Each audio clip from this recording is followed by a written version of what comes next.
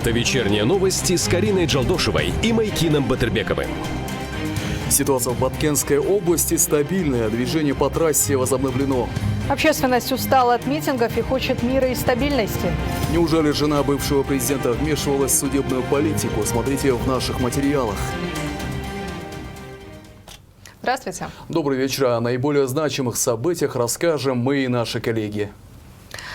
Дорога в Урухи-Сфара в Баткенской области на кыргызско-таджикской границе открыта. Отметим, что аксайцы перекрыли дорогу, связывающую таджикский город Исфара с анклавом Борух накануне вечером, после того, как местного предпринимателя избил гражданин соседней страны. По словам местных жителей, кыргызстанец получил удар по голове палкой во время работы на своей автозаправке. Он был госпитализирован. Для разрешения ситуации, недопущения ее эскалации, полномочный представитель правительства Баткенской области и представители пограничной службы провели разъяснительную работу среди местного населения. Движение было возобновлено сегодня ночью. А тем временем с 29 июня по 6 июля в городе Исфара проходят встречи рабочих групп правительственных делегаций Кыргызстана и Таджикистана по вопросам делимитации и демаркации кыргызско-таджикской государственной границы. Рабочую группу делегации Кыргызстана возглавляет специальный представитель правительства по приграничным вопросам Каныбек Ботобаев. В ходе встреч будут обсуждены вопросы и перспективы по согласованию границы.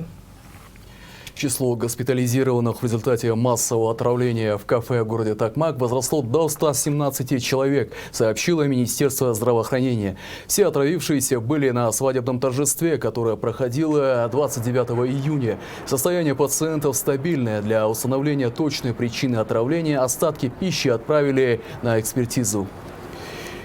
Столичные милиционеры задержали подозреваемого по факту нанесения телесных повреждений иностранцу возле ЦУМа. В ходе проведения активных поисковых и оперативно-розыскных мероприятий сотрудниками службы криминальной милиции ОВД Свердловского района задержан подозреваемый 97-го года рождения, уроженец Чуйской области. Накануне премьер-министр поручил министру внутренних дел найти виновных в избиении гражданина Нигерии, а также усилить работу всех подразделений, в том числе туристической милиции, для обеспечения безопасности и правопорядка в общественных местах.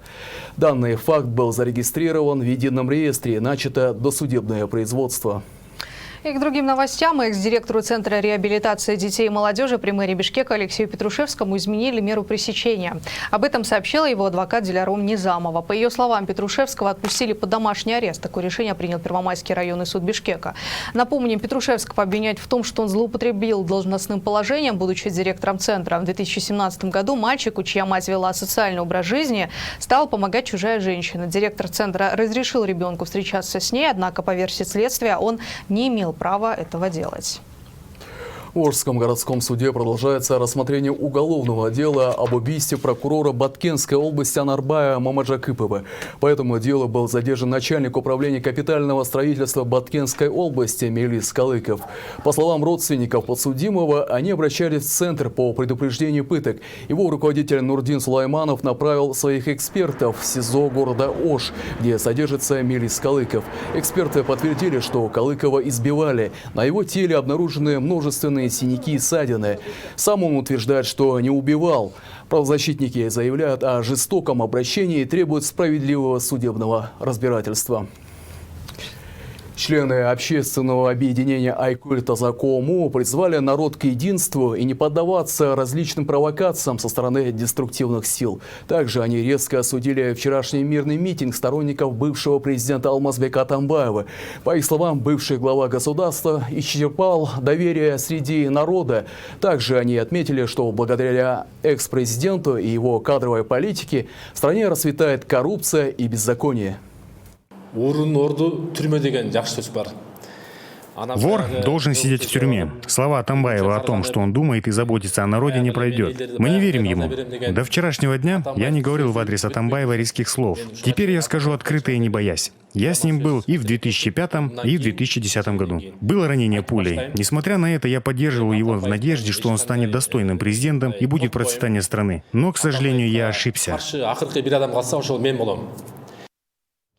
Ровно 2 месяца дали руководителям страны для выполнения требований, которые выдвинули сторонники бывшего президента Алмазбека Атамбаева. В течение недели приближенные Атамбаева твердили, что в акции будут участвовать не менее 3000 человек. В итоге на мероприятии было заметно чуть более 500 участников, с учетом журналистов и операторов. О вчерашнем митинге в нашем следующем сюжете. Слышь ты, черный плащ, это кто такие? Это протестный электорат, так сказать, срез общества. И где ты этого общества нарезал?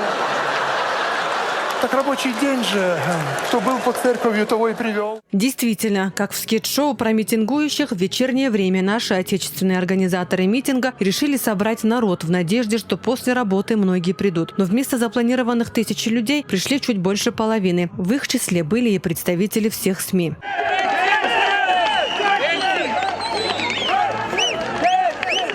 Вообще, митинг сторонников Атамбаева не был санкционирован городскими властями. Для акции протеста есть специально отведенные места в центре столицы. Возле здания форума, как было сказано, собралось чуть более 500 человек. И многие из них своими транспортными средствами создали временную пробку на улице 7 апреля. Если мы сегодня собрались, это потому, что нам нужно уже высказаться. И сегодня первый оратор сказал, да, мы будем требовать отставки Джугурку Кинеша.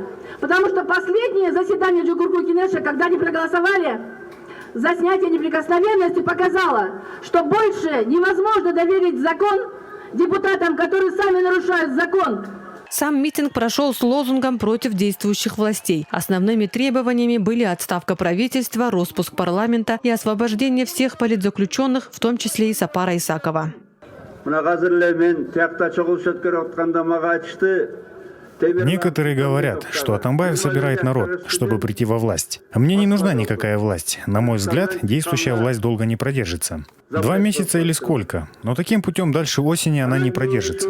Но даже после смены власти Атамбаев не пойдет во власть. Я, оказывается, сильно доверяю близким. Мне лучше лежать в Койташе, критиковать власть, парламент, правительство, президента и взращивать таких молодых ребят, как Мейербек и Мирбек. Это мой долг.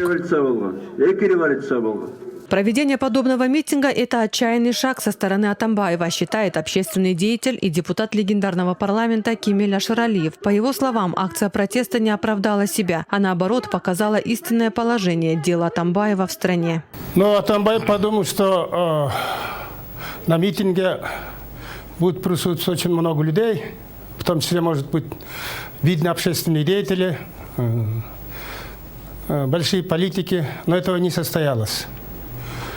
Но чувствуется, что Атамбаев сам предчувствует, что скоро ему уже пора держать ответ.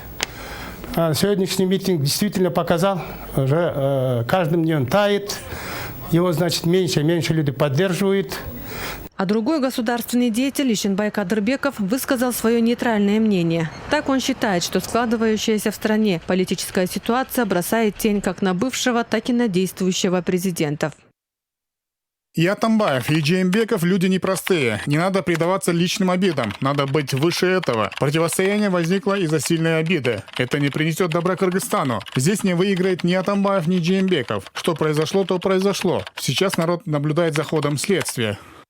Также стало известно, что экс-мэр Бишкека Нариман Тюлеев тоже объявил о создании народного штаба и собирает своих сторонников, чтобы совершить конный и пеший марш в село Койташ, где живет Атамбаев, для привлечения к ответственности бывшего президента в рамках закона, и призвал заинтересованные силы присоединиться к нему. Самое главное, чтобы он мирный был, и чтобы без всяких этих дальше демонстраций, опять-таки силовых. Все. В общем, хотелось бы, не устраивали бы вот этот митинг. Немножко вот они думали бы о своих народах, о нас, о кыргызских народов. Мы все мирные люди, мы хотели бы мирно жить. И, ну, вот это все сейчас именно вот летом, да, экономика очень влияет, потому что туристы могут не приехать.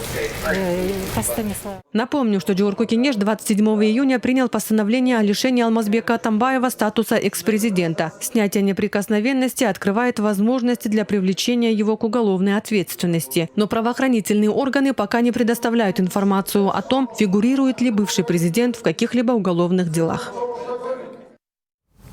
Алмазбеку Атамбаеву, собравшему своих сторонников и выступавшему против власти, вот уже несколько дней предъявлены 5 обвинений. Одно из них – незаконная поставка угля на ТЭЦ Бишкека. По показанию бывших чиновников, Атамбаев лоббировал интересы одной из частных компаний. По данному делу в прокуратуре ведется следствие. С подробностями в следующем сюжете.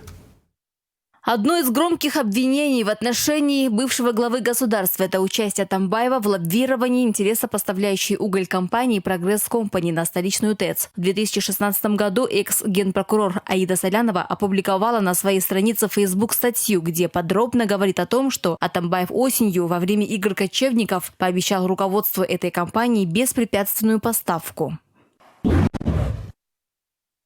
Если кто и имел отношение к незаконным поставкам угля на ТЭЦ города Бишкек, то это сам Атамбаев. В сентябре 2014 года ко мне дошла информация о том, что интересы компании «Прогресс Компани», у которой в последние годы закупался уголь методом из одного источника, лоббирует сам Атамбаев. В это время на рынке Кыргызстана появилась еще одна компания – «Джейсказган Энергосбыт», у которой, как они утверждали, уголь был соответствующего качества и намного дешевле, чем у «Прогресс Компани». Разница между этими поставками составляла миллионы долларов. Однако в сентябре 2014 года на играх кочевников Атамбаев пообещал владельцу «Прогресс Компани», которого в народе называют графом, беспрепятственную поставку. По крайней мере, именно об этом, угрожая руководству электрических станций, открыто говорил Артыкбаев и о том, что вопрос находится на контроле у самого президента. По факту незаконного вмешательства в вопросы поставок угля на ТЭЦ Бишкека я готова была уже начать проверку в отношении Артыкбаева, как вдруг президент неожиданно уволил его. Я это оценила как наказание за неумение держать язык за зубами.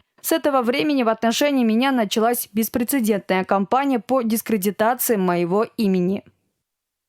Заявление Соляновой стало яблоком раздора с Атамбаевой. Бывший президент меняет отношение к экс-генпрокурору и дает уже показания в данном деле против ее супруга. На пресс-конференции с журналистом Атамбаев заявил, что в незаконных поставках угля на ТЭЦ имеет дело супруг Аиды Соляновой Бакыт Абдыхапаров. По словам Атамбаева, в связи с этим были возбуждены уголовные дела также на еще нескольких должностных лиц. Когда я понял, что я ошибся в Соляновой, когда мне пришли материалы о том, что муж ее берет взятки, что он замешан вот эта неприглядная ситуация. Уже наступала зима с поставками угля на ТЭЦ. Я пригласил Солянову, сказал: смотри, Аида, слушай, у тебя муж, во-первых, взяточник, во-вторых, смотри, что он вытворяет. Это только было начало материала. По этому скандальному угольному делу против Атамбаева также давал показания экс-министр энергетики Осмонбек Артыкбаев. Следственным органам Артыкбаев заявил, что Атамбаев давал прямые указания энергетику, чтобы в тендере выиграла компания «Прогресс Компани». Однако, если тогда у следственных органов не было полномочий привлекать к ответственности Алмазбека Атамбаева из-за абсолютного иммунитета экс-президента, то сейчас, после лишения парламентом статуса, Генпрокуратура ведет следствие по предъявленному обвинению по незаконным поставкам угля на ТЭЦ Бишкек. В части завоза угля в ТЭЦ, а также модернизации, также имеются показания бывших должностных лиц, на основании которых проводится досудебное производство, а также по факту приобретения у нас имеется в рамках досудебного производства соответствующие мнимые договора, которые были составлены между Укуевым, Ибраимовой и другими. Кроме дела по поставкам угля на ТЭЦ, в отношении Алмазбека Атамбаева выдвинуты еще 4 обвинения. По некоторым из них дали показания против Атамбаева бывшие чиновники, задержанные по факту коррупции. В случае, если вина Атамбаева по ТЭЦ будет доказана, бывшему президенту направят повестку на допрос и будет возбуждено уголовное дело. Мирим Кадырова, Айгерим Бараканова, Кудрат Ташмурзаев, 5 канал. Между тем, бывший заведующий отделом судебной реформы и законности администрации президента Манас Арабаев дал показания против супруги бывшего президента Алмазбека Атамбаева Раисы Атамбаевой. Манас Арабаев был арестован в начале июня по делу о рейдерском захвате имущества иностранных инвесторов. По словам Арабаева, Раиса Атамбаева оказывала покровительство рейдерам, вмешиваясь в судебный процесс. Подробнее в следующем материале. В 2012 году китайские предприниматели покупают у гражданина Кыргызской республики Рустама Воинова общество с ограниченной общественностью БЛС вместе с 3 участками в столице за $5,5 миллионов. Инвесторы начали строительство многоэтажного дома. В 2016 году, когда строительство было завершено, инвесторы узнают, что Свердловский суд Бишкека передал компанию вместе с возведенным жилым комплексом бывшему хозяину Рустаму Воинову. Согласно информации следствия, за рейдерским захватом дома, вокруг которого крутились миллионы долларов, стоял и партнер Воинова Рустам Маманов, также первая леди Раиса Атамбаева. В рейдерском захвате имущества инвесторов судьи выполняли приказ Манаса Арабаева, который на тот момент работал в аппарате президента. А кто давал задание Арабаеву? Здесь свою роль сыграли глава преступной группировки Рустам Маманов и Бектурсун Айталиев. Бектурсун Айталиев – сват Раисы Атамбаевой. Сын свояченицы Айталиева женился на дочери брата Раисы Атамбаевой Шамиля Шагиева. Согласно материалу дела, Бектурсун Айталиев через Раису Атамбаеву назначал встречи с Манасом Арабаевым. На одной из встреч Айталиев знакомит Арабаева с Рустамом Мамановым и его адвокатом Юрием Куценко. В последующем Арабаев через Куценко получал задание о том, какие решения должны выносить судьи. Инвесторы за помощью обратились в правоохранительные органы, однако результатов не было. Тогда, сомневаясь в разрешении дела на законном поле, они начинают искать другие пути решения проблемы. Китайские инвесторы с просьбой о помощи обращаются к влиятельным людям во власти. Им оказался бывший телохранитель Атамбаева Иркин Мамбеталиев. Он свои услуги оценил в $2 миллиона. Мамбеталиев начинает вмешиваться в судебные дела компании. Однако здесь его интересы сталкиваются с интересами другого приближенного Атамбаева Икрамджана Ильмиянова, в результате чего Ильмиянов, будучи заместителем главы президентского аппарата, поспособствовал аресту Мамбеталиева, правда, вскоре отпустил, сделав тем самым предупреждение. После этого на инвесторов было возбуждено уголовное дело по факту подделки документов, в результате чего они вынуждены были покинуть Кыргызстан. Находящийся в СИЗО бывший заведующий отделом судебной реформы и законности администрации президента Манас Арабаев дал показания против Раисы Атамбаевой. Он утверждает, что рейдерский захват происходил под личным контролем бывшей первой леди. Мы списали данное обстоятельство можно установить путем снятия табуляции по номерам 0. И она в настойчивой форме просит о встрече, о принятии на прием определенных лиц, которые непосредственно были задействованы при разрешении этого дела. Официальный представитель партии СДПК Кундуз Джулдубаева прокомментировала обвинения в адрес супруги бывшего главы государства, прозвучавшие в эфире телеканала «Алато-24». Это черный пиар, направленный на формирование общественного мнения. Там было много утрированной информации, но не было фактов. Это было сделано для того, чтобы очернить человека. Доктор политических наук Джолборс Джурубеков считает, называть данное обвинение черным пиаром неуместно. Кому в данной ситуации можно сделать черный пиар? Атамбаеву? Раисе Атамбаевой? В данной ситуации никакого пиара нет, я думаю. Пиар хорошо работает перед выборами. И к тому же, не доверять показаниям Арабаева тоже не сможем. Он не простой парень с улицы. Он во время президентства Атамбаева регулировал все правовые вопросы. Соответственно, он многое знает. Прислушаться к его показаниям тоже нужно. По словам экс-судьи Конституционной палаты Клары Сорункуловой, пока рано делать какие-либо выводы, но в целом уже есть основания, чтобы Раису Атамбаеву подозревать в участии в рейдерском захвате. Я думаю, что это только первое дело, но я не исключаю того, что будут еще другие дела, где она покровительствовала. Возможно, сложно сказать, но обычно, когда речь идет о рейдерских захватах, когда речь идет об интересах крупного бизнеса, всегда ищут покровителей на самом верху. Поэтому в этом даже нет ничего удивительного. По данному делу задержаны ряд подозреваемых, среди которых Рустам Воинов, Рустам Маманов, экс-судья Эльвира Джаркеева, приятельница Раисы Атамбаевой Фатима Хихиза и ее супруг Баяси. Помимо этого, по данному делу возбуждены уголовные дела в отношении 7 судей городского и Верховного судов. Ведутся следственные мероприятия. Резгуль Атыева, Адилет Марсбеков, 5 канал. Ну а далее мы переходим ко второй части программы. Оставайтесь на нашем канале.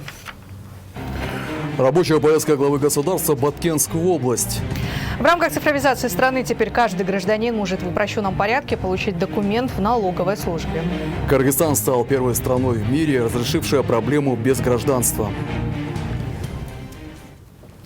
Президент Сурмат Жээнбеков с однодневной рабочей поездкой находится в Баткенской области. В рамках встречи с жителями глава государства отметил, что как никто другой знает насущные проблемы Баткена, назвав решение проблем миграции, обеспечения рабочими местами, укрепления границ и обеспечения чистой водой приоритетными направлениями своей деятельности и основной задачей государства. Он также особо отметил о мерах по цифровизации страны, автоматизации государственных услуг, где будет полностью исключен человеческий фактор. Также он ознакомился со строящимся зданием Центра семейной медицины. По словам мэра города Баткен Мамырджана Рахимова, в прошлом году были привлечены инвестиции на 86 миллионов сомов. За 6 месяцев этого года удалось привлечь 220 миллионов сомов. На эти средства планируется запустить несколько крупных предприятий в промышленной зоне до 2020 года. ЗАГС, паспорт, теперь они будут все универсальными. То есть человек будет уже не будет любой окошко генерал, ЗАГС, паспорт, универсальный будет. Мы обучены их. Премьер-министр Мухаммед Калый Абылгазиев провел совещание по деятельности финансово-кредитных организаций с государственной долей участия. В ходе встречи была заслушана информация о работе открытых акционерных обществ АИЛ Банк, РСК Банк, Гарантийный фонд, Российско-Кыргызского фонда развития в рамках Года развития регионов и цифровизации. Глава правительства отметил, что за 5 месяцев текущего года рост ВВП составил 5,6%. Также премьер-министр подчеркнул важность упрощения процедур рассмотрения Российско-Кыргызским фондом развития бизнес-проектов. Кроме того, отмечена важность рассмотрения кредитования объектов в сфере туризма и поддержки женского предпринимательства.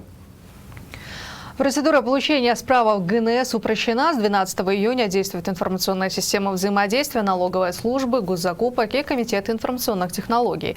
Благодаря нововведениям поставщикам не придется по несколько дней ждать справок в налоговой. Также они могут оперативно принимать участие в конкурсах и тендерах. Тему продолжит наш корреспондент. Айнура Суванова – бухгалтер со стажем. Все те годы, что она работает в своей компании, ей приходилось сталкиваться со множеством проблем при получении справок от налоговой. Поэтому новость о том, что теперь ей не придется писать официальные письма и запросы в налоговую службу и по несколько дней ждать ответа, ее обрадовала. Благодаря вот этой функции мы сейчас спокойно можем участвовать. Нам нет необходимости ходить в налоговую службу, запрашивать, ждать 3 дня, получается, нам приходилось до этого. А сейчас вот сразу, моментально, это все очень быстро все и упрощает нашу работу. Благодаря запуску нового электронного сервиса у участников конкурса госзакупок появляется возможность узнать о налоговой задолженности во всех территориальных подразделениях сразу в одном центре. Теперь принять участие в конкурсах можно за считанные секунды. Сразу же идет запрос в базу данных налоговой службы, и буквально в считанные секунды приходит ответ. Они узнают, есть ли у них на конкретную дату, на момент подачи конкурсных заявок налоговая задолженность или нет. Если имеется такая задолженность, то они обращаются в соответствующие территориальные органы налоговой службы и узнают, в каком районе у них есть задолженность. И это, в свою очередь, конечно, сыграло на том, что значительно увеличиваются платежи по бюджет по погашению налоговой задолженности в случае наличия таковых. В цифровизированной новой системе задействованы 3 госоргана. Это ГНС, госзакупка и Центр электронного взаимодействия. Данный проект – один из положительных примеров внедрения системы Түндүк. Информация из портала госзакупок идет в налоговую службу. В налоговой службе автоматизированно она через базу данных проверяет, назад возвращает, есть у него задолженность или нет. Да? Ну, казалось бы, это одна маленькая кнопка, но на самом деле за ней скрыт очень большой процесс работы, да, что теперь, например, элементарно поставщику нет необходимости ездить туда, 3 дня писать заявление, 3 дня ждать. Да. С другой стороны, для налоговиков это появилась возможность, дополнительный инструмент пополнения бюджета. Да. Однако это еще не все. В ближайшее будущее планируется цифровизация социальных услуг. Например, получение сюнчу. А еще через месяц в режиме онлайн заработают другие государственные услуги. Также исключить справку о состоянии задолженности по страховым взносам. В ближайшем будущем, буквально в течение этого месяца, мы запустим и 2-й сервис. И тогда это будет тогда полноценное решение. Тогда для портала госзакупок при участии в закупках поставщиками им вся информация будет поступать в режим онлайн по налоговой задолженности, по страховым взносам информация о задолженности. Отметим, что новая электронная услуга для поставщиков создает благоприятные условия для субъектов, участвующих в конкурсе, позволяя сэкономить время на посещение налогового органа, избавляя от необходимости стоять в очередях. А самое главное, исключается непосредственный контакт с сотрудником ГНС, что предотвращает коррупцию. Айгирим Бараканова, Мирим Кадырова, Талас Аманбеков, 5 канал. Кыргызстан стал первой страной в мире, разрешившей проблему безгражданства. 50 бывших лиц, оставшиеся без гражданства, сегодня получили свои первые документы. Церемония вручения состоялась с участием международных организаций, а также с представителями государственной регистрационной службы. С 2014 года 95% людей являются полноценными гражданами Кыргызстана. Все подробности в материале Меримай Алыбековой. Из-за старого паспорта мамы, выданного в Узбекистане, Зайнеп не смогла получить гражданство. Эта проблема не позволила ей пользоваться всеми социальными гарантиями. А для матери двоих детей поддержка очень важна. Сейчас она взяла в руки свой первый документ, удостоверяющий не только ее личность, но и ее дочерей.